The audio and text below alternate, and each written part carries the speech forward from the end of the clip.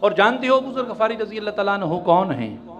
خدا کی قسم جتنی بھی روایات، تقریباً جتنی بھی روایات فضائل آل محمد میں آتی ہیں، اور خصوصاً فضائل امیر کائنات میں جتنی بھی روایات آتی ہیں، ان روایات کو بیان کرنے والے جو چار ہیں ان میں سے ایک کا نام ابو ذر غفاری ہے۔ اچھا وہ جو چار ہیں ان کے متعلق بھی عرض کرتا ہوں، بڑی غور طلب بات، الحمدللہ ہم چار کو ماننے والے ہیں، لیکن چار کی ڈیفینیشن ایک میری اور آپ کی ہے، ایک ڈیفینیشن ایک تعریف مصطفیٰ کی ہے۔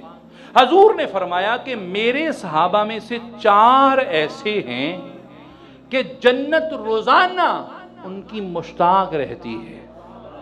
میرے صحابہ میں سے چار ایسے ہیں، قبلہ حق چار یار کا نعرہ مارنے والے ہیں، کبھی اس طرح بھی نعرہ مارنا ہے حق چار یار کا، کبھی اس طرح بھی جس طرح حضور نے فرمایا ہے۔ ایک ڈیفینیشن میری ہے، ایک تعریف میری ہے۔ حق چار یار یہ ہیں، الحمدللہ ہم سب کو ماننے والے ہیں، حضور کے سب یار حق پر ہیں، لیکن ایک ڈیفینیشن میری اور آپ کی، ایک ڈیفینیشن مصطفیٰ علیہ السلام کی۔